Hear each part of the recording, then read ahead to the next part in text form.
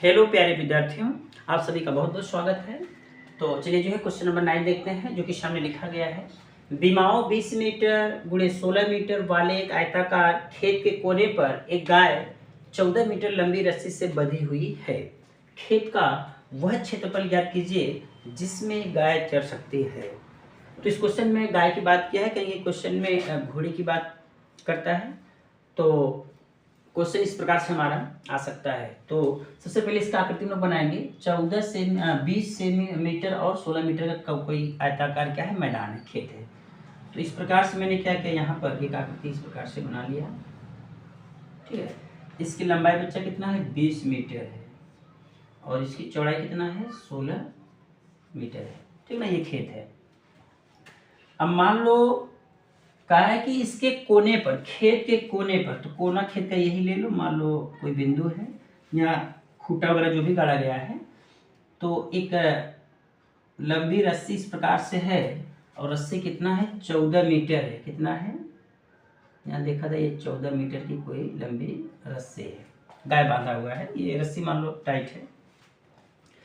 अब 14 मीटर का कोई रस्सी है, गाय को बांध दिया गया है। तो कह रहा है कि गाय खेत में कितने स्थान तक जो है घास को चर सकती है, उसका क्षेत्रफल निकालो।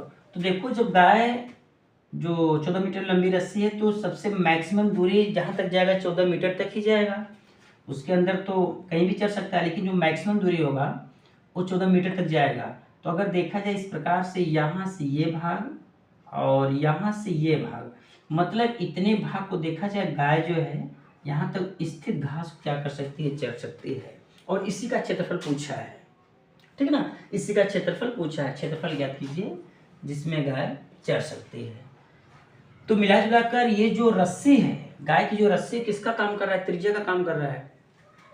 अगर ये खेत इधर आ जाए, अगर इसको एक पॉइंट मान ले, मान लो पॉइंट हमारे पास ए है, तो ये अगर ऐसे गाय को इधर भी आने दिया जाए, तो ये जब गाय चरेगा तो ऐसे से अगर हम करेंगे, इस प्रकार से ऐसे से करेंगे, तो यहाँ देखेंगे एक सर्कल का निर्माण हो जाएगा। इसका मतलब ये हुआ कि ये जो है ए, गाय की जो रस्सी है वो त्रिज्या का काम कर रहा है। और अगर इसमें हमको थीटा का मान पता चल जाए, इस प्रश्न में हमको किसका मान पता चल जाए, थीटा की वैल्यू पता चल जाए, तो हम लोग क्षेत्रफल के फॉर्मूले से निकाल सकते हैं। तो यहाँ पर क्या है, हमारे पास ये एक आयत है, ये क्या है, आयत है। तो आयत के जो सम्मुख भुजाएं होते हैं आपस में बराबर होती हैं। और सुनिए, जिसके कोण होते हैं कितने अंश के होते हैं, 90 डिग्री का होता है। कितने डिग्री का होता है, 90 डिग्री का होता है। तो अगर ये देखा जाए तो कोई हमारे पास एक सर्कल है, यहाँ से इस प्रकार से हमको आकृति मिल गया, अर्थात हमको त्रिज्यखंड मिल गया। क्या मिल गया, त्रिज्यखंड मिल रहा है। ठीक है ना। तो लिखेंगे हल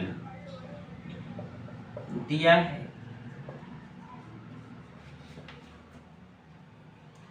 r बराबर 14 मीटर लिखेंगे, और थीटा बराबर 90 अंश। मैंने दो बातें लिख लिया शॉर्टकट में। r बराबर 14 मीटर, क्योंकि ये r क्या है, गाय की रस्सी की लंबाई है।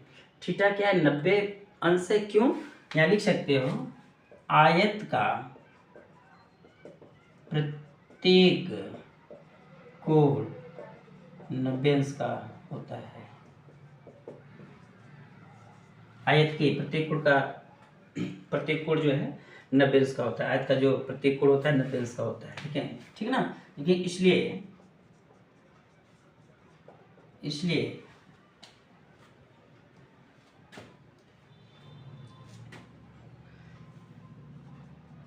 गाय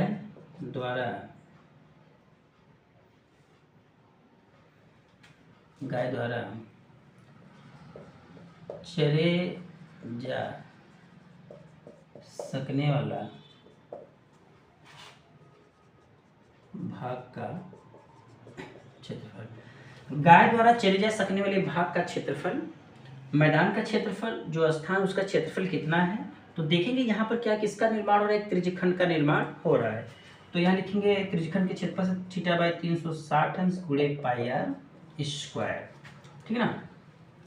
थीटा का मान यहाँ हम लोग रखेंगे 90 अंश बटा 360 अंश गुणे 22 बटा 7 गुणे आर की वैल्यू यहाँ पर क्या दिया है, 14 गुणे 14 हो जाएगा।